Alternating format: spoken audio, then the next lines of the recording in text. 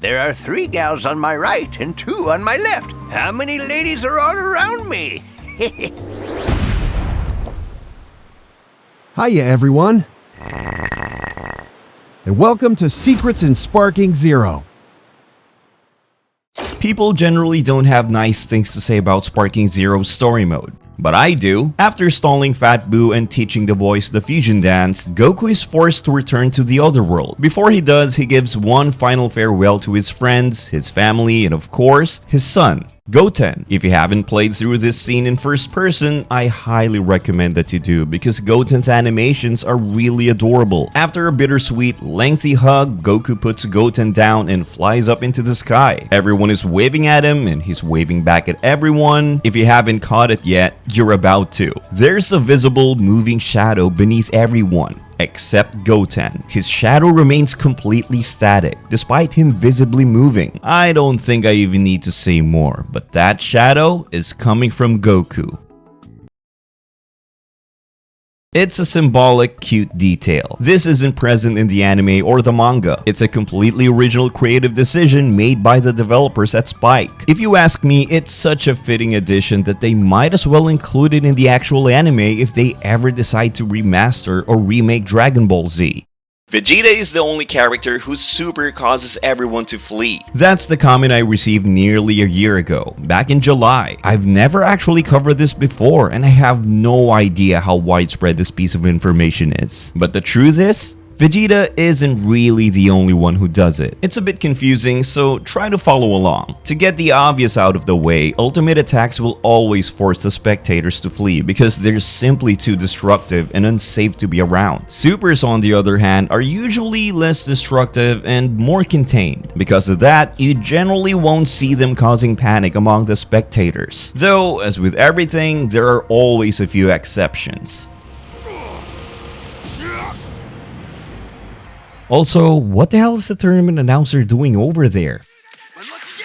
Oh, he's just playing games on his new Red Magic 11S Pro, which is also our sponsor for today. An all-new, sleek, liquid-cooled, pocket-sized gaming machine. Boasting an impressive 95.3% screen-to-body ratio, a front camera cleverly concealed beneath the display, and no camera bumps on the back, the Red Magic 11S Pro is designed to look as futuristic as it performs. Its signature feature is the liquid aqua-core cooling system, which lets you actually see coolant pumping and circulating through the phone in real time. By flipping this red switch on the side, we enter the game space. Here you'll find a wide array of customizable options and plugins designed to help you in specific game situations. As always, my favorites are the shoulder triggers, which significantly enhance the experience, especially in FPS games. Mobile gaming was never a problem in previous Red Magic phones, so you can imagine how effortlessly this one handles it. Equipped with a beautiful 144Hz AMOLED display and a massive 7500 mAh battery, the Red Magic 11S Pro ensures long, buttery smooth gaming sessions. But you don't have to use it just for gaming. The phone is an all-in-one package. The battery size alone makes it a top-tier daily driver contender. Also, I'm proud to say that I finally managed to get Sparking Zero running. It feels a bit surreal playing it on a phone. And if it can run Sparking Zero, you already know the other games aren't going to be a problem. The Red Magic 11S Pro is out now and available worldwide in various editions and colors. Grab the all-new Red Magic 11S Pro today by clicking my link in the description or the pinned comment. To address that Majin Vegeta comment, yes, it's true. Vegeta's final impact does cause everyone to flee. Although, personally, I think it would have been more fitting for the Big Bang attack to have that effect. But I digress. The implementation and functionality of this feature are a little strange, but I think I understand what the developers were going for. Let's go back to Vegeta's final impact. Remember that clip I showed at the beginning? That was actually just luck. Final impact won't always make everyone flee. Here's a bunch of footage of me trying to get it to work. As you can see, the crowd isn't budging. But let's move our opponent ever so slightly so they're positioned in front of the crowd, and then fire off the final impact. It works, but we already knew that. The important thing is understanding why it worked. And to help us do that, let's use the Big Bang attack again. Only this time, we'll position Goku the same way we did for Final Impact. You're dead! why didn't it work with the Big Bang attack? What makes it different from Final Impact? The Big Bang attack is a massive ball of energy that explodes upon contact. Final Impact, on the other hand, is an arrow-like piercing blast of energy that not only hits the opponent, but also passes right through them. And who's positioned directly behind Goku? The crowd. Because Goku's body doesn't absorb the full force of the blast the way it does with the Big Bang attack, Final Impact continues traveling forward after making contact. It keeps going until it eventually dissipates or dies out. But before it does, it pierces everything in its path. And because the spectators are positioned directly behind Goku, they become a target as well. That's why they react to Final Impact, but not to the Big Bang attack. But we're not done yet. As I said at the beginning, Vegeta isn't the sole exception. Piercing attacks like the Dodon Ray and Special Beam Cannon work the same way. And of course, due to their nature, super explosive waves also trigger a panic, but only if you activate them within a radius that reaches the crowd. If you use them in the middle of the arena, the spectators won't react. There's also Piccolo's Demon Wave, which works despite not being an explosive wave or a piercing attack. It won't trigger if you're far away from the crowd. It only works when the opponent is near the map boundary, or in other words, very close to the spectators. It's pretty darn cool that the developers went this deep with the mechanic, but it's not perfect. You'd expect Destructo Disc style moves to trigger a reaction from the crowd, considering the discs quite literally fly through the spectators, but they don't. Then there are Death Beams, another type of piercing attack that should logically trigger a reaction, and yet they don't either. I wonder if this is the result of an oversight, because up to this point, everything has made sense. The only exception seems to be Death Beams and Destructo Disc type attacks. Do any of you recall my coverage of the Cybermen's bizarre behavior in Burst Limit? Basically, the facial expressions they made seemed to suggest that they were enjoying the pain. Well, I noticed another similar instance of a character seemingly enjoying pain in Sparking Zero, and strangely enough, it wasn't the Cybermen this time. Actually, scratch that. I decided to run the test one last time after writing this part, and it turns out the Cybermen do still have that same kind of expression, even in this game. Now back to the character I originally wanted to talk about. Super Buu. I noticed this quite a while ago, almost as soon as the game came out, but I figured I was just imagining it. I mean, it is kind of in character for Super Buu, but I wasn't sure if it was intentional. The other Boos don't seem to take nearly as much pleasure in it as he does. Then again, these are the same developers who made this the official character render for Super Buu in BT2. I know what it's referencing, but still, just trying to figure out whether those expressions were intentional or merely a coincidence. I was randomly flying around the map, messing around with Bobby D, when suddenly, I hit a wall.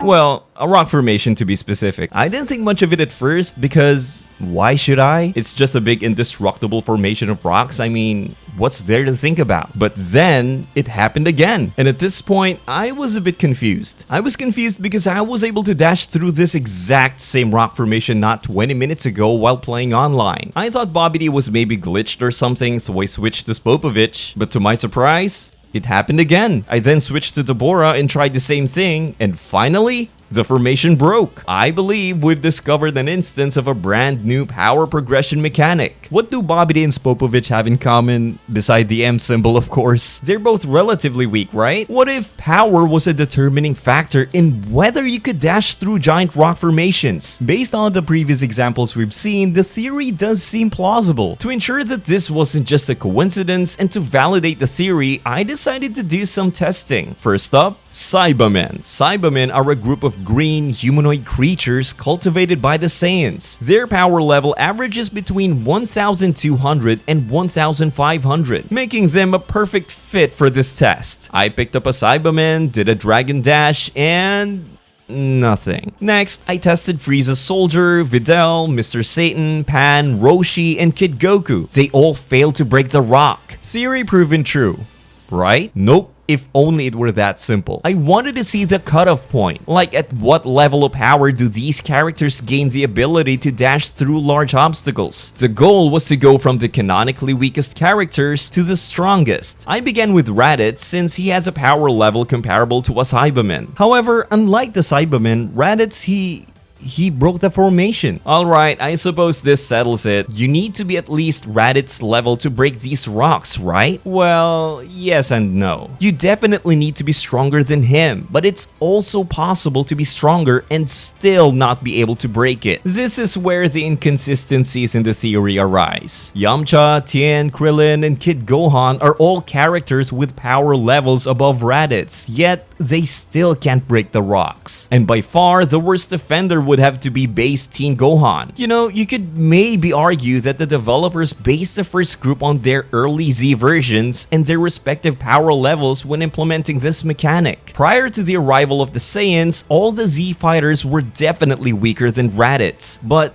Teen Gohan? This one just baffles me. I mean, sure, he breaks it the moment he goes Super Saiyan, but what about base? He's so above Raditz in terms of power, it's not even funny. Great Saiyaman is unable to break it as well, but that makes sense. Great Saiyaman Gohan is in a constant state of power suppression since he fights criminals, aka regular people. If we assume that the Z fighters are based on their early Saiyan Saga counterparts, which is a bit of a stretch, but let's just go with it. Then the theory that dashing through giant rock formations being linked to power level would make perfect sense. Everything would fit nicely, no? Unfortunately, base Teen Gohan kind of complicates things. And speaking of whom, remember how in previous games you would unleash an explosive burst of energy whenever you entered max power mode? Well, the same thing is supposed to happen in Sparking Zero, except it didn't. I was attempting to charge my ki to the max, and as soon as my opponent noticed, he quickly used a Z-burst dash to try and stop me. Now, I knew what he was trying to do, but I didn't need to react because my ki was almost fully charged. The moment he dashed toward me, I would enter max power, and the energy burst would knock him back. Unfortunately, things didn't go as planned. So, why didn't he get staggered? Well, my initial thought was that I didn't time it right, but I definitely did. Honestly, given the amount of time I've spent playing Budokai Tenkaichi 3, I had a strong suspicion about what was causing the issue, and I was about to be proven right. You see, in Tenkaichi 3, some of the weaker characters can't stagger their opponents with the energy burst released when entering max power. This mostly applies to OG Dragon Ball characters, as well as some of the weaker characters from the Z portion of the story. With that in mind, along with the rock formation test I had done a few hours earlier, the dots in my head started connecting. I selected base Teen Gohan and started to power up to the max, and as expected, my opponent didn't flinch. I did the same thing with Raditz, and you guessed it, Broly was staggered. After conducting a few more tests, I concluded that all the characters that couldn't break those rock formations earlier also failed to stagger their opponents with the max power energy burst. I suppose this confirms the existence of a power level mechanic of sorts. So yeah, for those of you who actively use or plan to use these characters in online, keep all of this in mind. After firing off his Super Kamehameha, Boo does something quite interesting.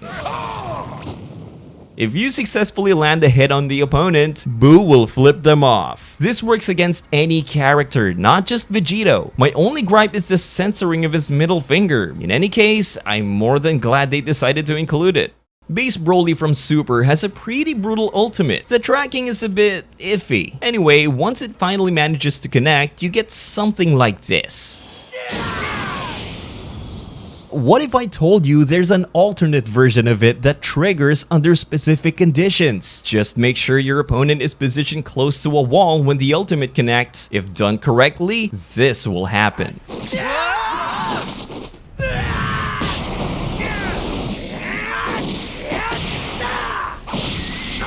As everyone playing this game knows, you can hold the key button to fire bigger, stronger key blasts. Most of the time, they function similarly, but a few of them have unique effects. For example, Krillin's Destructo Disc, Sword users with their unblockable slash-type key blasts, Babbidi's paralyzing blasts, and so on. The focus in this video will not be on the many versions and effects of those blasts, but rather on the unique animations they use that reference the source material. For instance, Rose Goku Black creates his signature energy sight, which he uses to unleash an unblockable slash-type ki blast. It's a clever and creative way to give him a unique charged ki blast, and the reference is pretty obvious. However, here's one that's not so obvious. So there are a lot of Gokus in this game. You guys better not have been using the Dragon Balls for something sneaky. Hey, I bet you're just oolong or poir playing a trick on me, aren't ya? I don't think I'm supposed to be here. But only one specific form has a unique charged ki blast animation. Super Saiyan 3. Goku stretches out his left arm and braces it with his right for support. Once fully charged, he fires a fast, precise ki bullet.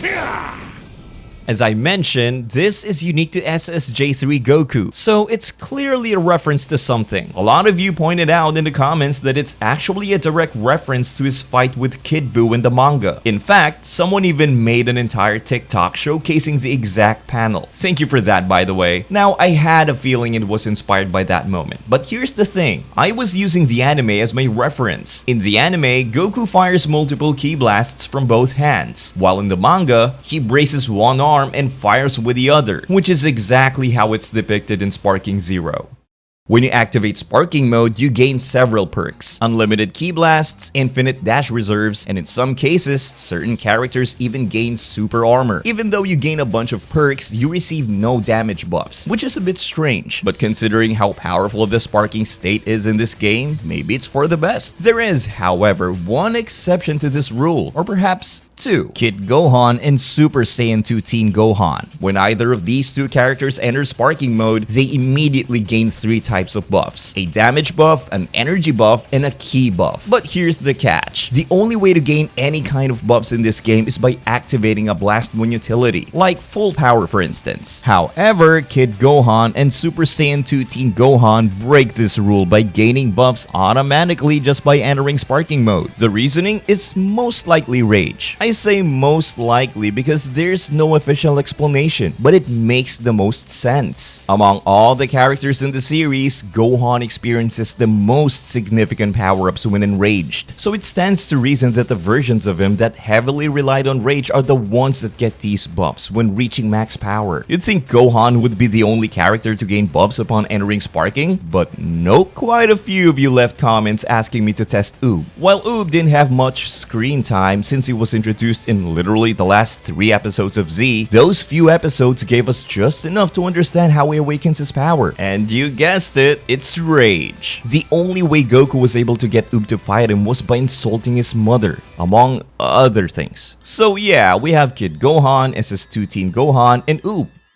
Here comes a mighty warrior! I'll kill you, little pest! Kale has a very interesting rage mechanic. She doesn't gain any buffs upon charging into Sparking mode like Gohan and Oob. She does, however, gain buffs when entering Sparking via her Insta-Sparking skill. Well, don't the majority of Insta-Spark skills give buffs to characters? They do. However, Kale's does not. At least, by default, it doesn't. If you use her Berserk skill, she will instantly go into Sparking, but she won't gain any buffs. However, if you pair her up against Goku, see those little icons? Those are buffs. She gains those buffs exclusively when paired up against Goku. More precisely, anyone who rocks this hairstyle. Bardock and Turles?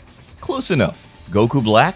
To be fair, Goku Black is literally Goku. At least his body is. Kid Goku, GT Goku, and Daima Goku? Yeah, no version of Goku is safe. It seems as though everyone rocking Goku's hairstyle is a target, except Goten for some reason. Even in her Berserk state, Kale is still able to differentiate Goten from Goku, despite their uncanny resemblance. The reason she gains these buffs specifically against Goku is most likely due to her hatred toward him. She kinda saw him as a threat to her relationship with Caulifla, so much so that even a mere hairstyle triggers her rage to spiral even further. Now, I know what you guys are thinking. Does Broly have this mechanic as well? You'd expect him to, but no. I've tested it with every single version of Goku, but unfortunately, Broly doesn't get any rage buffs. Kind of a missed opportunity, but hey, at least the Kale thing is pretty neat. Here's something I just found out. While Gohan doesn't get any rage buffs when entering Sparking mode, he does gain a melee buff simply by triggering his Beast Sense, which is essentially Wild Sense with a fancy name. While it's not as good as those Sparking buffs, a free buff is a free buff, no? Hey, you. Yeah, you. It looks like you still haven't subscribed. In fact, 70% of you that watch these videos haven't. Do it now, or else. Or else what? Oh. This is by far the most insane and probably the most lore-accurate implementation of a move I've seen so far in this game. In Sparking Zero, Master Roshi has the Mafuba, or the Evil Containment Wave, as his ultimate, a sealing technique invented by Master Mutato to trap or contain demons. The move requires huge stamina reserves and endurance to perform. If the user does not have enough life force, they will die soon after performing it. In theory, at least. In the manga, Roshi explains that the more powerful the opponent, the more energy is required for the seal to work. I want you to keep that statement from Roshi in mind. Although it was originally designed to contain demons, it seemed to be effective against anyone. So let's do a little test in Sparking Zero. I was originally testing whether demon-type characters took more damage from the Mafuba, but unfortunately they don't. However, I did manage to find something even better. I was testing the effects of Mafuba on all forms of Zamasu, and when I finally reached Merged Zamasu,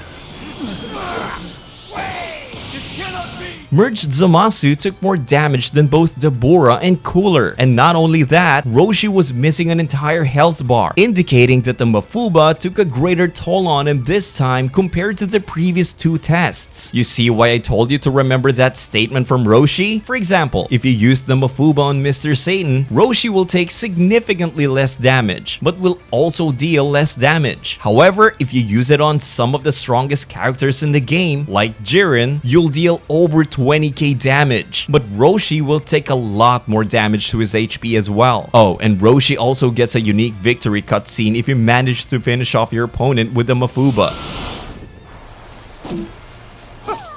Yeah, I pulled it off! Mystic Breath is a utility move mostly used by evil demon-type characters. You got Dabura, Evil Boo, Janemba, and Oob. Oob's not evil, but he probably inherited it from Boo. The primary use of Mystic Breath is the negation of super attacks. It can be extremely useful to negate those pesky super attacks with annoying tracking. Again, this is how it worked in Tenkaichi 3. So how does Sparking Zero handle it? The same characters that had it in the previous games also have it in Sparking Zero. If timed correctly, you can basically negate any beam type attack, same with rush attacks. And I know how much you guys hate those. Just beware of Destructo Disc-like moves because they just shred through Mystic Breath. I also like that Dabura's Mystic Breath still consists of him spitting literal hellfire. I always appreciate when Dragon Ball games incorporate a touch of realism. One of my favorite things to do in Kakarot was dashing over a body of water and watching how the water reacted. Now, Sparking Zero not only includes all these details, but does them exceptionally well. On top of that, it takes things even further with a unique environmental interaction. Let's take a trip to Namek. Planet Namek is the most unique stage in this game, thanks to having its own destroyed variant. And on that destroyed version, you can see lava flowing all throughout the map. The lava won't actually burn you, but it's not just for cosmetic purposes either. The lava actively interacts with your energy, even blending with your aura to create some stunning visuals. It also considers your current ki level, as crossing the first 5 ki bar threshold causes both your aura and lava to intensify accordingly. It's just a simple yet effective detail. You can experiment with different characters and observe how their unique auras interact with the lava. Energy Drain model androids are equipped with built-in anti-gravity devices that allow them to fly, while 17 and 18 rely on a non-ki based source of energy that's powered by their infinite energy reactors. I want you to keep these differences in mind, because now, if we go into Sparking Zero and select 19 for example, he wastes energy on short dashes, just like everyone else, right? But now, once we actually start flying, he's not losing any energy. And if you try the same thing with a human-based android, guess what? They start losing energy. See where I'm getting at? It's almost as if they took into account those anti-gravity devices when designing 16, 19, and 20. One of the standout features heavily promoted in Sparking Zero was the stage destruction. Virtually everything on the map can be destroyed. The best part about it is that your attacks leave a lasting trail of destruction. On top of that, there are quite a few subtle details that do a good job of selling the whole Dragon Ball experience. For example, this one is so basic, but I really like it. If your character's intro animation involves an explosive power-up, the surface beneath their feet will show cracks and damage. And once the actual battle begins, those cracks will still be there. Or how about when you go max power? That burst of energy actually impacts the surroundings. And here's the best little detail by far, one that I doubt many of you noticed. Remember that scene from the Budokai 3 opening where Goku blocks Frieza's elbow strike, creating a massive shockwave that destroys the area around them? The idea of a shockwave forming upon impact was such a cool concept to implement in a game, and I'm not sure why they didn't do it sooner. So in Sparking Zero, if you charge your heavy smash to the max and your opponent blocks, nothing happens, right? But if you charge your dash smash and the opponent blocks, yep, the shockwave that forms upon impact actually destroys rock formations and other debris around you. I'm not entirely sure why it only works with charged dash attacks, but I won't dwell on it too much. I'm just glad it exists. Someone left quite an interesting comment under my previous episode of Secrets in Sparking Zero, and frankly, it sounded too good to be true. For a good while, I didn't give it much thought, but while testing something entirely unrelated, I found myself facing Scouter Vegeta, who, as the name suggests, uses a scouter. I thought, what the hell, let's give it a try. Let's go! The scouter broke. But wait, it gets even better. So we've seen that the scouters break whenever a strong character goes into sparking. But what would happen if a low-level character attempted the same thing? That's it. Time to get serious.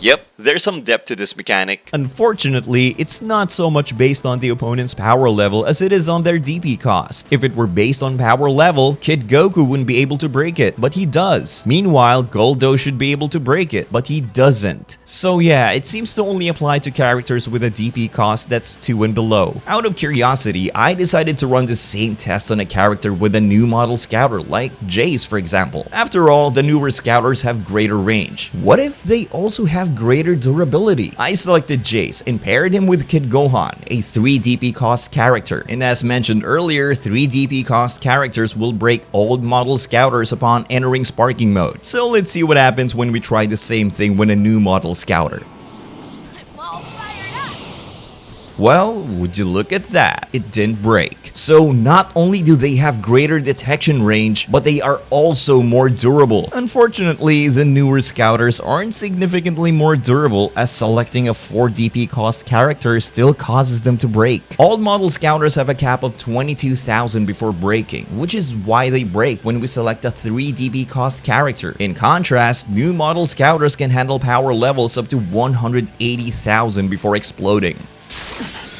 What happened, Sarban? I'm not entirely certain. A malfunction, perhaps. I had my scouter tuned to Vegeta, but it just showed a power level of over 22,000. Oh, come on. I told you should have upgraded your scouter to one of the new models like mine. Hirudegarn is a giant.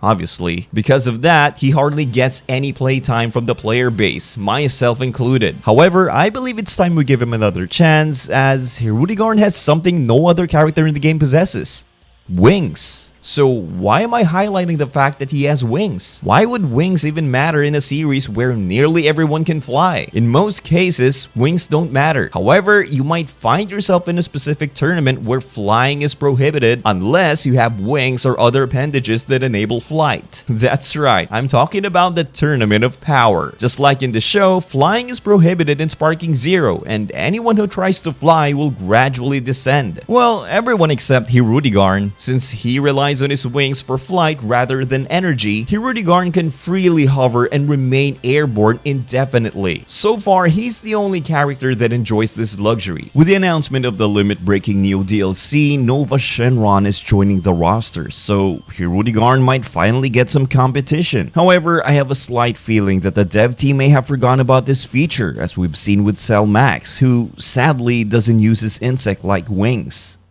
For the first time ever in a Tenkaichi game, Raging Blast included, the Candy Beam actually turns people into different kinds of candies. In all previous games, Candy Beams would transform opponents into a small gingerbread man. However, in Sparking Zero, the outcome varies depending on which form of Boo you choose. Super Boo still changes people into a cookie. But if we select Buhan, It's snack time!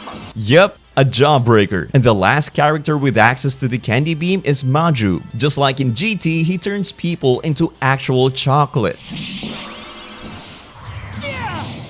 Gamma 1 and 2, they may not share blood ties because they're, machines. But they're as close to being siblings as two fully robotic androids can be. While they look and fight the same, the differences become apparent once we take a look at their personalities. Gamma 2 is a kind of goofy, overly confident superhero, whereas Gamma 1 is one of those strong silent types. However, one of my favorite showcases of their differences in personality, and one of the most subtle, happens when either of the Gammas loses focus on the target. Gamma 1 remains calm and collected, carefully scanning his surroundings in an attempt to locate the enemy. Gamma 2, on the other hand, also stays calm, perhaps a little too calm. Man, my outfit's gonna get messed up looking for you. Yeah, he really doesn't take anything that seriously. Additionally, it seems that this searching animation is unique to Gamma 2, which is pretty neat. Also, both the Gammas share the same moveset, but inverted. Gamma 1 has the flying kicks as the first move in his combo string, whereas Gamma 2 has it at the very end of the combo string. And whereas Gamma 2 has the blaster wave as the first move in his combo string, Gamma 1 has it at the very end. Same with the heavy finish and the rolling hammer.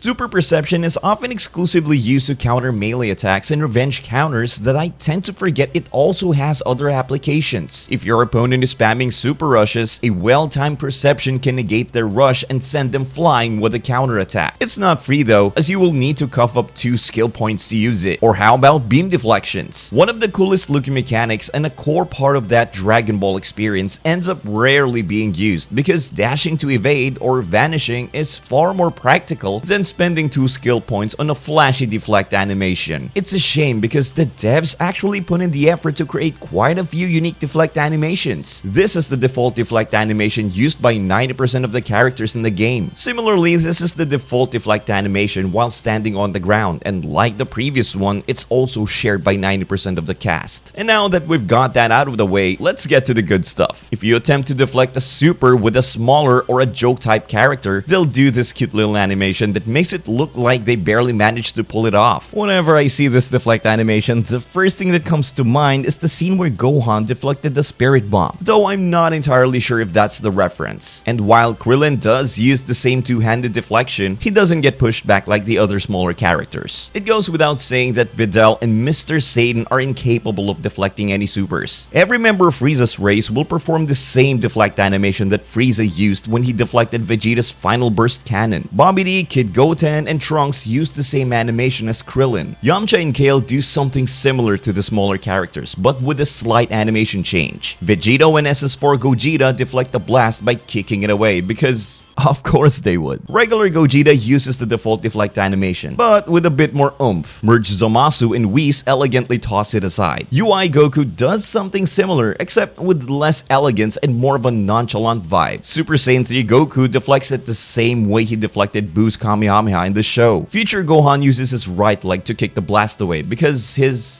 yeah. And finally, Broly. He just eats it. No battle damage, scratches, nothing. An obvious reference to the first Broly movie when he tanked Goku's Kamehameha point blank and then proceeded to grab him by the hair.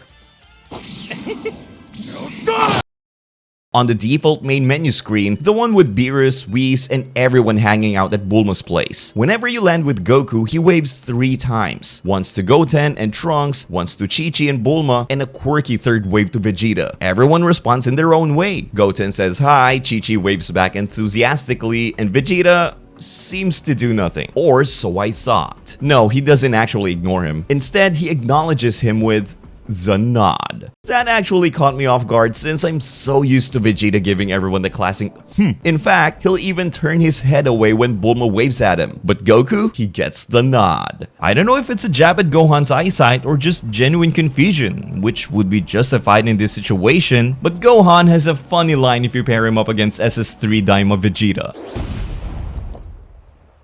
What happened? I swear, you kids weren't even half this strong yesterday. I was randomly scrolling through the Sparking Zero subreddit, you know, just watching some replays people were posting, when a certain match featuring Krillin caught my attention. A Krillin player was up against UI Goku and fired off his scattering bullet technique. Everything looked pretty normal until the scattering bullet connected. And Krillin did this little gesture where he stomps the ground like he's annoyed or frustrated. Now, I'd never seen that gesture before, but then again, I haven't played all that much as Krillin in SZ. I quickly booted up Tenkaichi 4, selected Krillin, and tried to recreate what just happened. Thought so. He does a fist pump and not a frustrated stomp to the ground. What if Krillin's gesture depends on whether or not the scattering bullet hits the opponent? To see if the theory holds up, I decided to run a few tests. As we've already seen, if the scattering bullet successfully connects, Krillin does a little fist pump. But if it misses the target, How's this? yep, the theory seems to hold up. Most of the time, when the attack misses, Krillin stomps the ground in frustration. I say most of the time because occasionally, even when it hits, Krillin will still do the stomp animation. I think it's most likely due to a bug or the feature just not being implemented properly. I'm really curious if this is something they were planning on implementing with some of the other characters. Aside from Krillin, Buhan is the only one I can think of who has something similar. Granted, he will always flip the bird no matter if his Kamehameha misses or not. So, the type and the amount of ki blasts you'll throw varies from character to character. Generally, most characters will throw around 3 to 5 ki blasts. Saiyan characters in particular get a boost to their jump barrage when they transform into Super Saiyan. Instead of firing just 3 to 4 ki blasts, they now shoot 5 to 7, and in some rare cases, even up to 8. You essentially start firing more and more with each new transformation. And then we have Vegeta. Vegeta was always known for being a ki blast spammer, especially when he feels threatened or desperate. It looks like the devs haven't forgotten about Vegeta's spamming tendencies when designing this feature.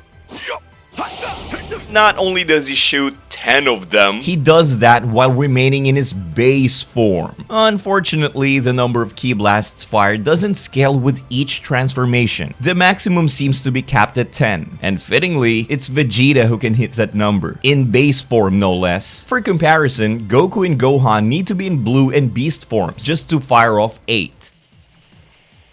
Look what they need to mimic a fraction of our power. Similar to Vegeta, third form Frieza is also known for being a heavy spammer of his Death Beam ki blasts, most notably in his fight against Piccolo on Namek. Frieza will also fire 10 of them, or should I say, he used to fire 10 of them. Unlike Tenkaichi 3, he fires 9 in Sparking Zero, but there's a unique quirk to him. In Sparking Zero, some characters can fire 8 ki blasts with a single button press, while others only fire 4. But if you press the ki button a second time, those same characters will fire 8 instead of 4. You might try pressing it a third time to push that number even higher, but it won't work. The game caps it at 2 inputs, unless you're Frieza. Frieza fires 3 ki blasts with 1 input, 6 with 2, and a full 9 with 3. I guess, unlike in Tenkaichi 3, Vegeta remains unrivaled in Sparking Zero. Of course, how could I forget the 2 Gammas? While they technically don't fire ki blasts, the Gamma duo use their energy pistols, and they're able to fire off 10 shots with a single press of a button. In a way, that's even more impressive than Vegeta, who has to press the ki button twice to reach the same number. So now we've got Vegeta, Gamma 1, and Gamma 2. Is there anyone else who can challenge the throne?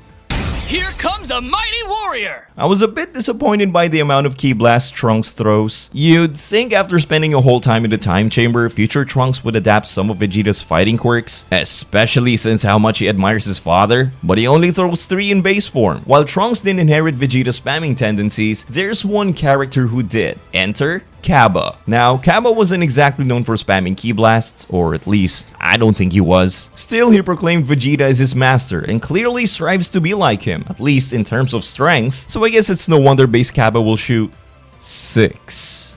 Yeah, I don't know why I thought he would shoot 10. I'm still in this!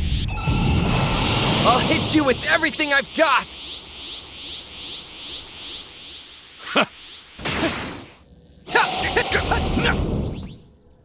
The funniest part is that, just like Vegeta, he doesn't fire 10 blasts with a single press of the ki button. Instead, he shoots 5 with the first press, and another 5 with the second. Good job, Cabba. I don't know if you guys ever noticed, but Frieza's death saucer in BT2 has some pretty nutty tracking. As a kid, I used to mess around trying to see if I could boomerang the saucer all the way back at him. Unfortunately, it never worked. The game just didn't allow it. The tracking was greatly nerfed in BT3, so I never really bothered trying it there. But now, we have Sparking Zero. Tracking has been improved across the board in this game, but Frieza's saucers have received a particularly significant buff. They're now almost back to Tenkaichi 2's level. Still, the developers haven't programmed any interactions between Frieza and his saucers if you boomerang them back at him. If you check out the character encyclopedia section, you'll find Bulma, Chi-Chi, and Videl offering brief explanations. Essentially, their personal takes on each of the 192 characters currently in the game. For the most part, it's what you'd expect. The girls share witty remarks and little insights related to the characters they're talking about. But once we finally get to the Daima cast, silence. Alright, there's no silence. I'm just being dramatic for no reason. No, the girls just don't have any idea who these characters are. Huh? Who's this little cutie here? Never seen her before.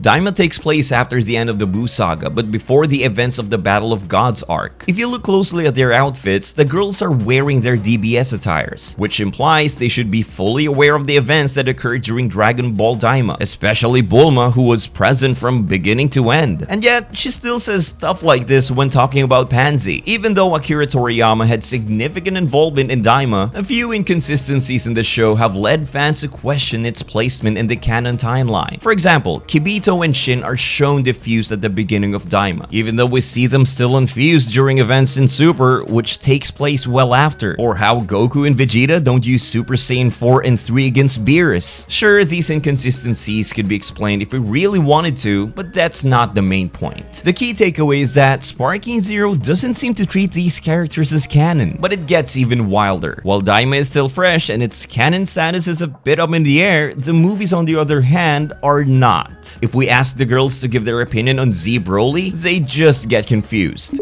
Who's this? That's alright, Z Broly's in canon and neither are his 3 movies. That's all fine and dandy. But the logic stops if we hear the girl's opinion on the very next movie character. This is a bad guy who came to take over Earth. He and his gang came to interrupt a tournament. They know him. Cooler, Dr. Willow, Android 13, every single movie character, they know everyone, except Z Broly. And of course, they don't acknowledge any GT characters or the events that happen in that series. Is that my Goku? At the end of the day, it's a game. Probably not that necessary to overanalyze what the games consider as canon or not. Giants have some unusual scaling. Power scaling. Cell Max is the most recent and powerful giant in the game, at least in terms of lore. Naturally, you'd expect that to be reflected in both the damage he dishes out and the amount of damage he takes. I'm going to use base Vegito for these tests. 404. For comparison, regular sized fighters will take anywhere between 470 to 500. Now let's try the same thing on Vegeta. 425. So far so good. Cell Max is stronger than Saiyan Saga Grade 8 Vegeta. Let's go over to Orange Piccolo.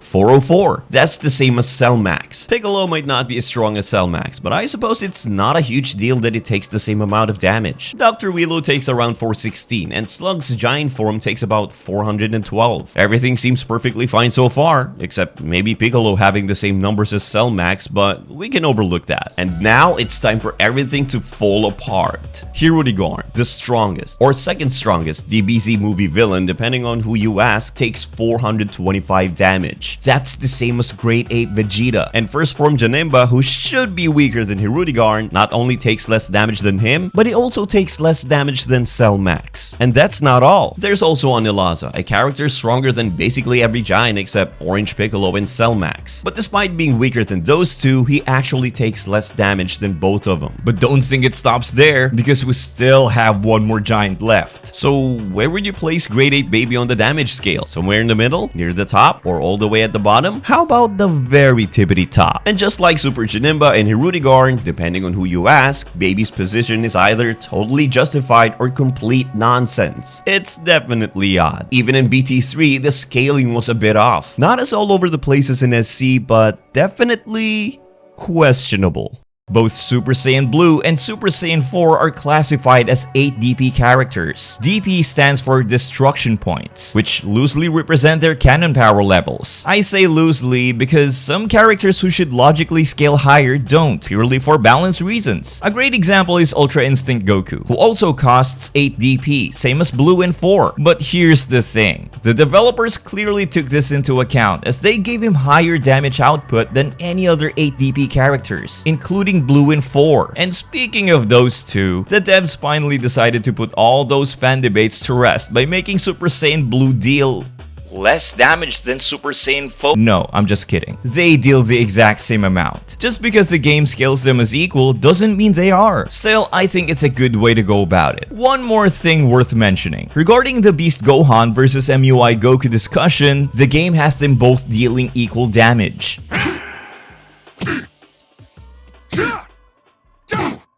Not sure if you've noticed, but whenever you land a super or pull off a combo that deals 10,000 or more damage, your character says a unique line. Final blow! This is more like it. Wouldn't have it any other way. Most of the time, it'll just be a line acknowledging your opponent's strength, like we just heard from Goku. Some characters, though, will say it's time to get serious. This is what I can really do. And some of them just straight up get pissed. Worthless scum! The reactions of the entire roster can basically be boiled down to those 3 types, except for Android 13 apparently.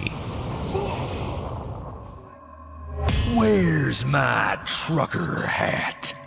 Alright, he doesn't actually say that, but you can't deny it would have fit perfectly, especially since his hat actually gets blown up. No, the actual strange line comes from Super Android 13. I have the high ground. But those aren't the only kind of lines your characters will say. If you're hit by a super or ultimate that leaves you clinging to your last bar of health, the tone completely shifts, and many of the lines turn downright depressing. I'm running on fumes, but I can't give up.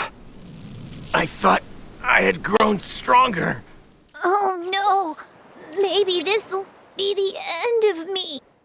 But before we move on, there's one particularly clever detail regarding Frieza's low HP lines. You'll notice that with each transformation, his voice and tone grow more desperate, as if he's losing confidence in his chances of winning as his transformation pool narrows, until he reaches his final form and finally comes to terms with the situation he's in.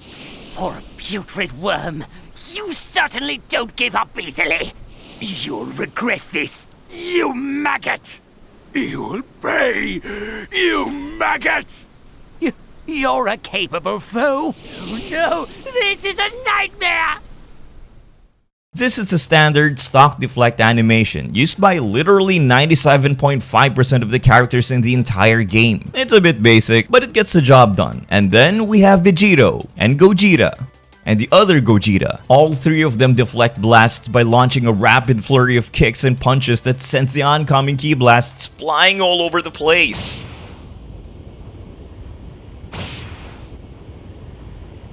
Now, I can understand why they did this. After all, these characters are essentially the pinnacle of power in the game, and the devs probably wanted them to feel extra special. We also have merged Zamasu as an honorable mention. His deflect animation is very similar to the standard one, but it's been subtly adjusted to reflect Zamasu's personality, graceful and elegant.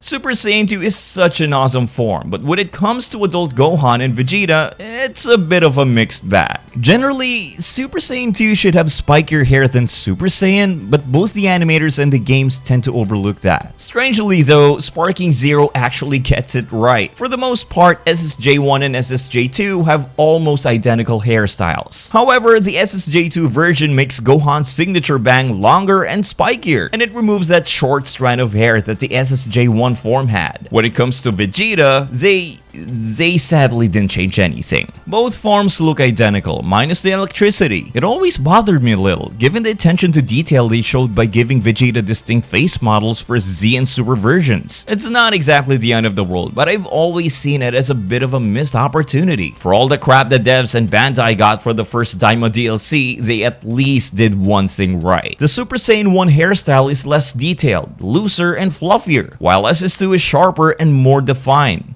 Energy absorption android models like 19 and 20 can drain their opponent's ki and add it to their own energy reserve. Of course, if you try to drain energy from an artificial being, it won't work. After all, they don't have natural energy. Everything works basically the same in Sparking Zero as it did in the old games. However, if we attempt to drain the energy of artificial beings in SZ, there's a subtle new addition. Impossible! Both Jiro and 19 get confused whenever they attempt to drain energy from other mechanical characters. Their confusion is even more pronounced when performing their energy absorption ultimates on other fellow artificial beings. You are defying all logic! You are no longer needed! Tremendous error.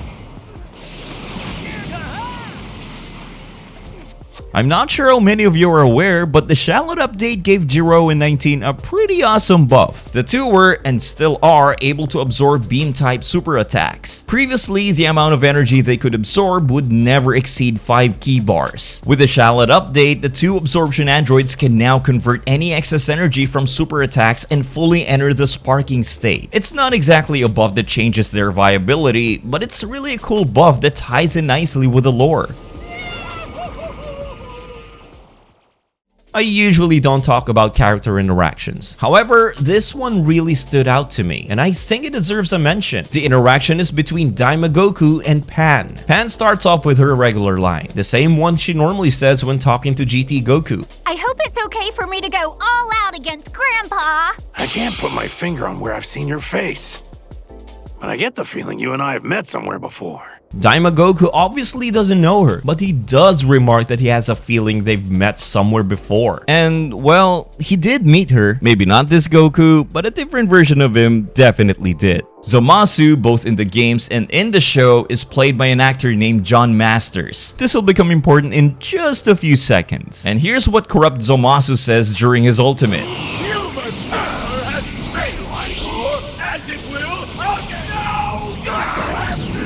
Alright, why am I drawing attention to these lines? Well, listen to this line from Piccolo in the Dragon Ball Evolution adaptation. Humankind has failed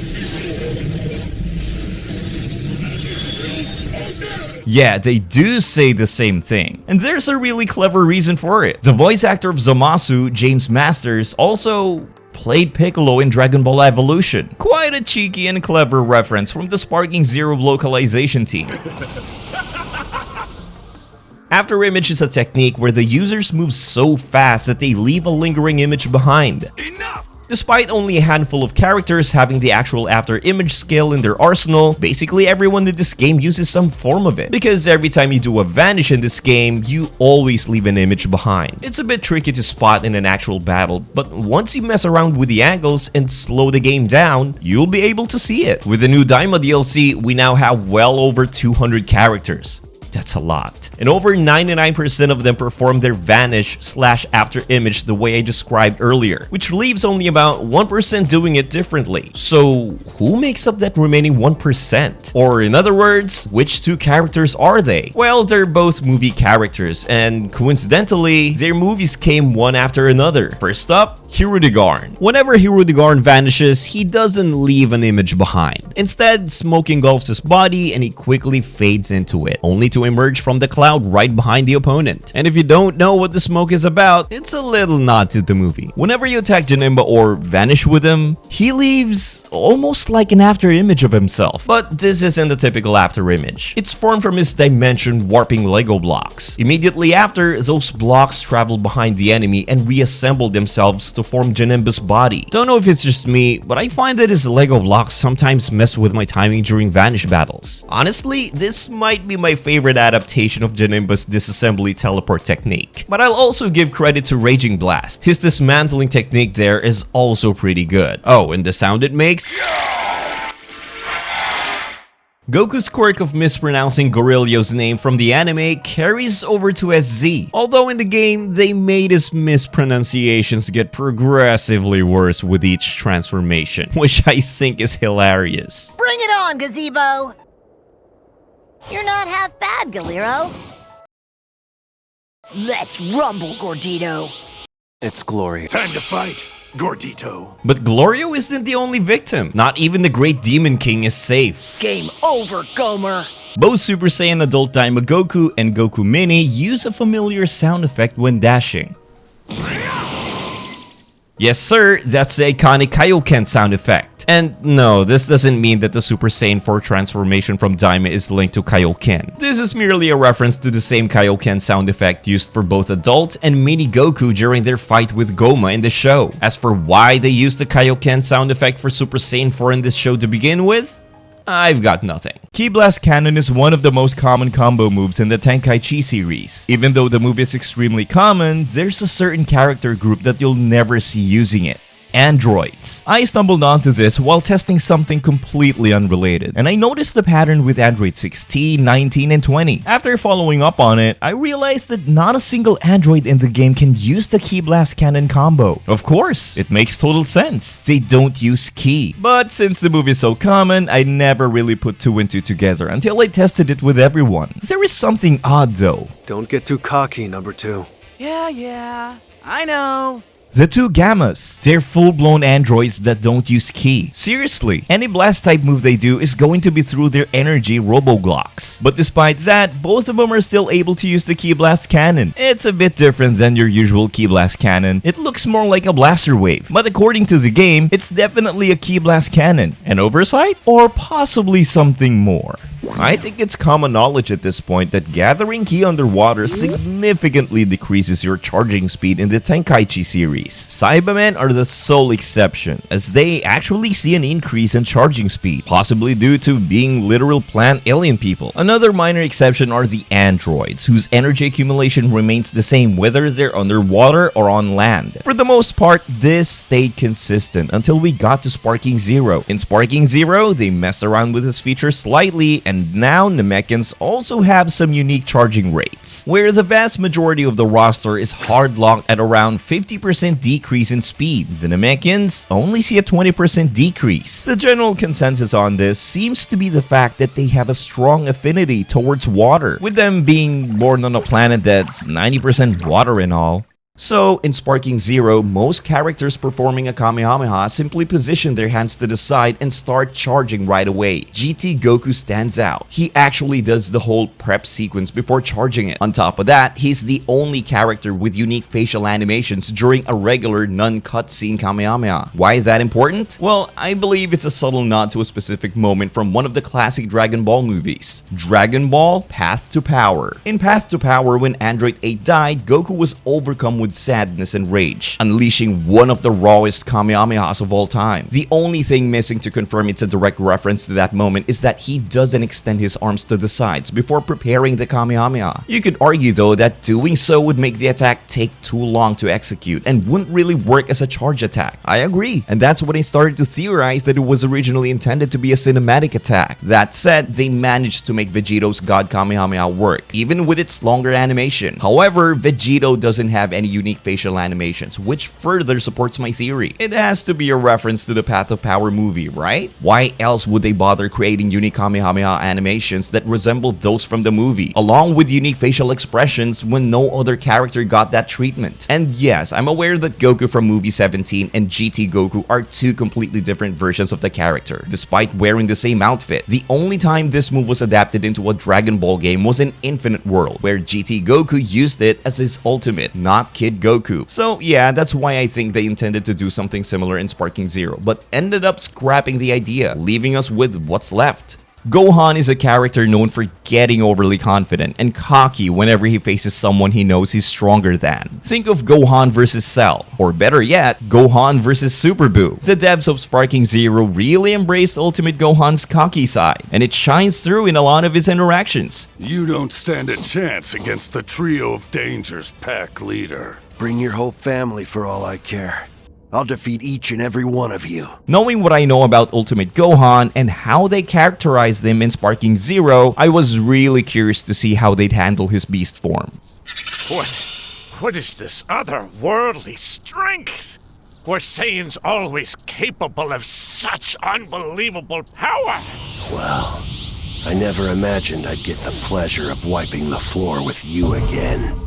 But it's not just his interactions. The cockiness is spread throughout his entire kit. Take his Grand Slash for example. Normally, characters perform an actual slash motion with their hands or feet. Gohan though, he just stomps you.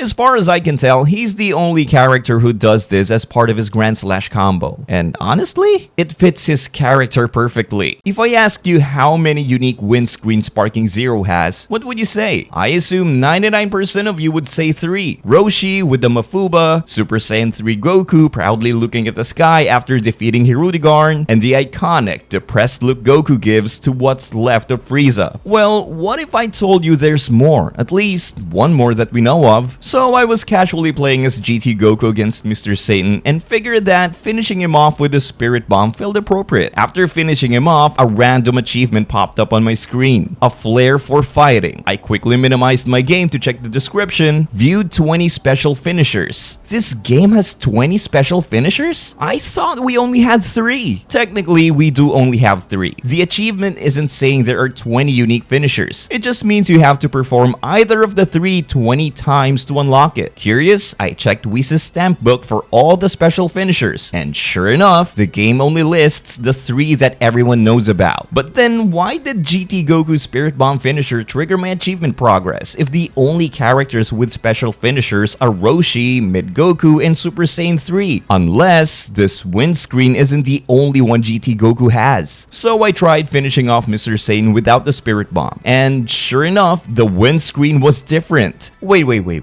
He has 2 windscreens? How has no one ever mentioned this before? I mean, the other 3 are way more polished, and their references are easy to recognize. But GT Goku's windscreen? It's kind of confusing. It's definitely not from the scene where he kills Omega Shenron, since Goku was knocked out cold at the moment. The only scenes that vaguely resemble it are the final bout opening scene, or maybe the pose he struck while fighting Baby Goten and Gohan. Could it be that this special windscreen wasn't fully implemented? We know it counts as a special finisher because it progresses the achievement, yet it's nowhere to be found in Whis' stamp book. GT content in general seems to have some interesting cut material. For example, Super Saiyan 4 Vegeta has a unique transformation sequence, implying we were supposed to get base GT Vegeta. And let's not forget Super 17. Could it be that GT Goku's windscreen was meant to be something bigger but got scrapped, leaving us with what we have in the final version?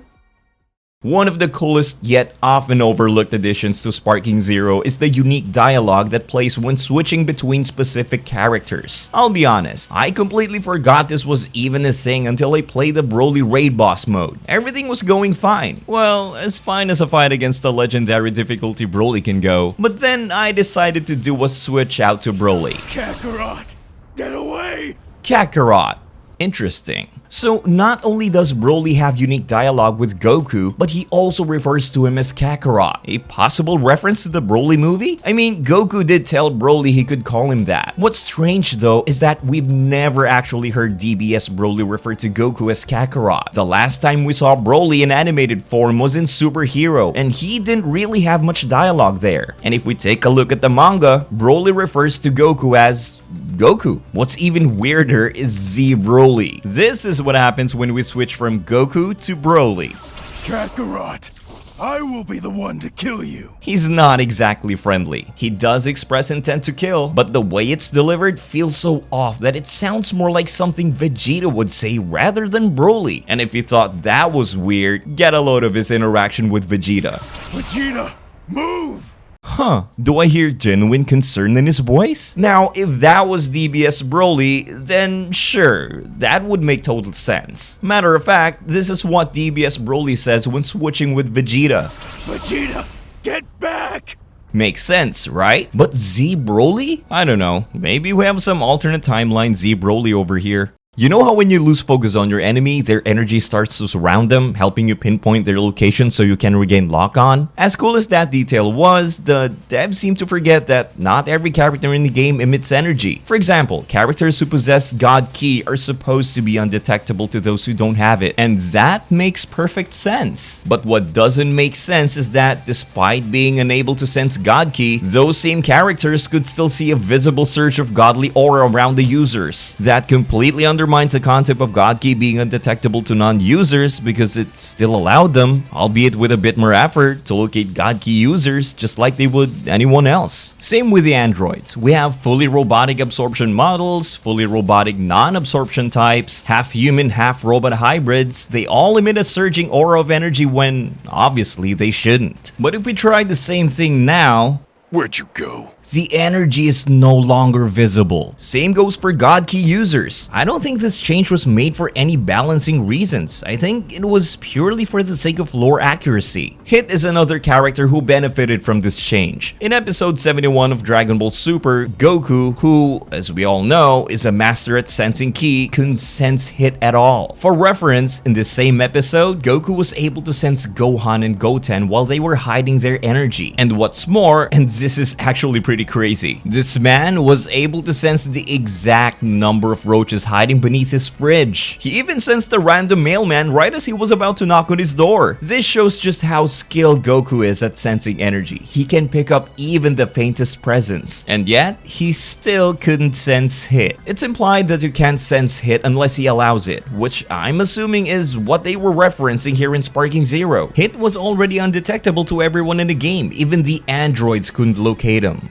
However, his aura still remained visible, so even if you lost focus, you could still track him down. But with the latest update, Hit now joins God Key users and androids as one of the very few characters whose aura is completely invisible. Time to make the donuts.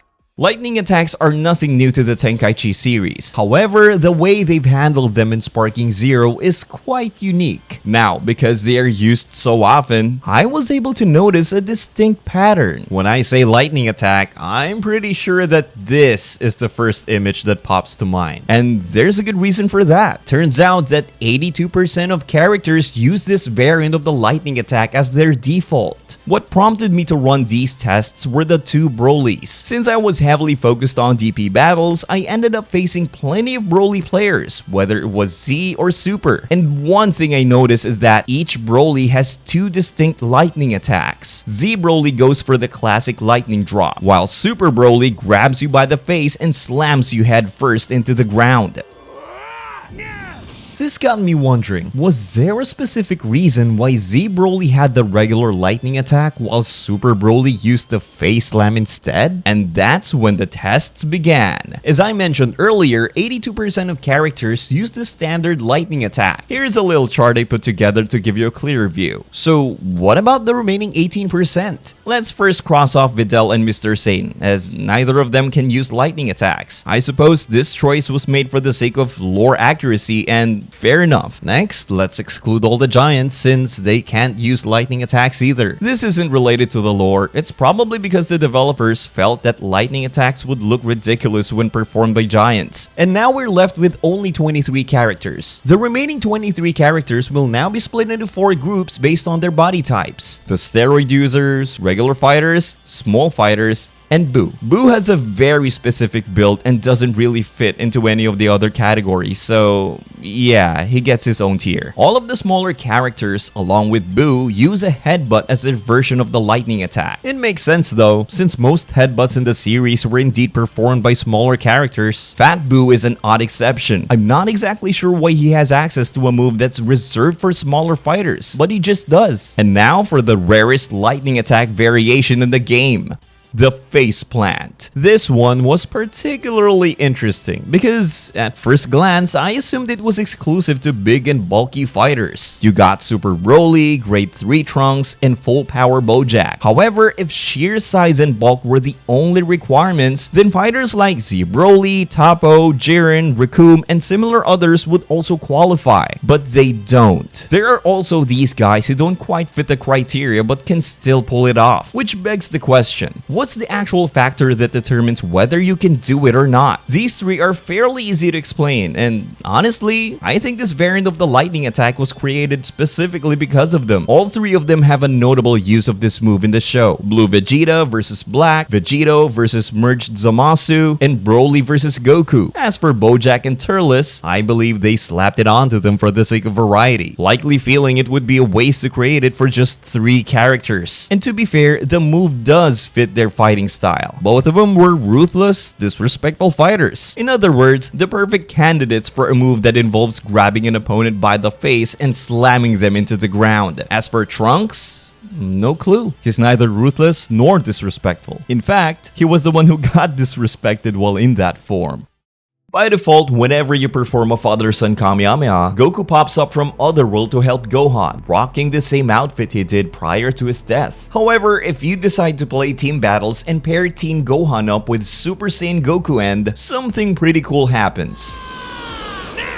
He has Saiyan armor? Yep, and the reason he has it is because I selected that outfit before the battle began. You see, if you're playing singles and or team battles without Goku End, then the father-son Kamehameha would just like it did in the show. However, by putting Gohan and Goku on the same team, we can customize Goku's outfit so that he appears in that outfit during Gohan's ultimate attack. My favorite combination is having them both perform the father-son Kamehameha while wearing Saiyan armor. The same applies to Great Saiyaman's Ultimate and Android 17's Axel Dance. You can pair up 17 from Z with Tournament of Power Android 18.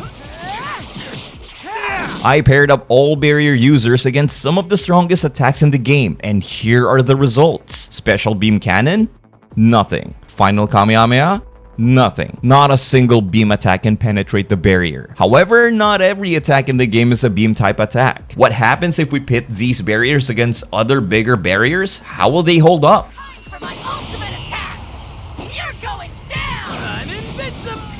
Okay, so they can tank it, but only for a short while. If the opponent's explosive wave lingers too long, it'll eventually break through, taking both you and your barrier with it. However, there's a way for these smaller barriers to not only cancel out the bigger ones, but even punish your opponent in the process. Let's say a Majin Vegeta player wants to finish you off with their unblockable final explosion. The move leaves him at 1 HP, but the Vegeta player isn't worried, because if they play their cards right, you'd go down first. Or will you? What if we activate our barrier at a much closer range instead of from a distance?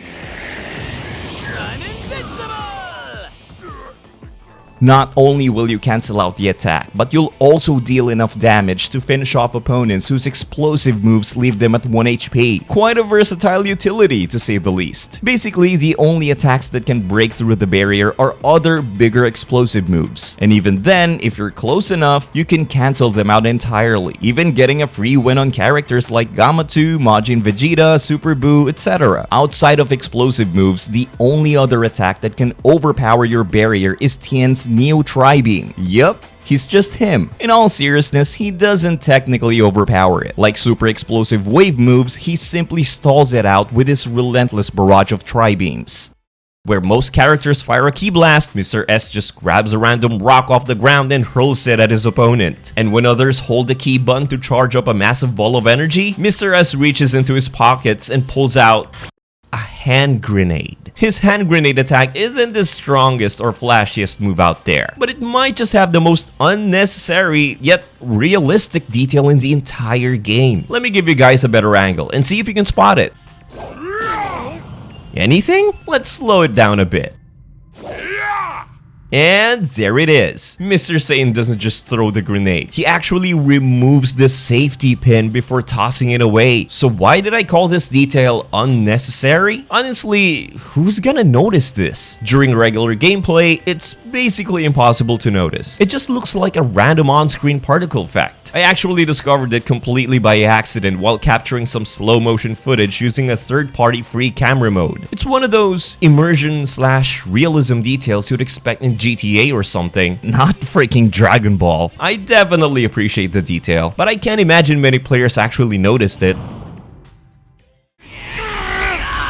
Do you guys like grab clashes? It's a pretty cool mechanic that's seldom seen due to the circumstances under which it occurs. I mean, two players have to perform a grab at roughly the same time to initiate it. Also, did you know that you can grab clash giants as a regular sized fighter? It's pretty funny that they even implemented it. Think about it. A normal sized fighter and a giant have to perform a grab at the same time. Why would you ever want to do that? Grabs don't even work on giants. So there's really no reason to attempt this in an actual match. deathmatch. The only niche use I can think of is when a giant player is trying to grab you, and you have no other way out but to force a grab clash yourself. But enough rambling, let's get back to regular grab clashes. Did you ever notice how characters' auras are visible during a clash? I always thought that was extremely cool, and I also thought the size of the aura might symbolize a character's power level. For example, if base Goku was clashing against his Super Saiyan self, you'd notice that the Super Saiyan's aura is a bit bigger than his base forms, and I thought that was an awesome way to visualize power levels, but I quickly realized that it might not always be entirely accurate. Sure, Blue Vegito's having a greater aura than Blue Goku makes perfect sense, but then you pair up Super Saiyan 3 Goku against Blue Goku, and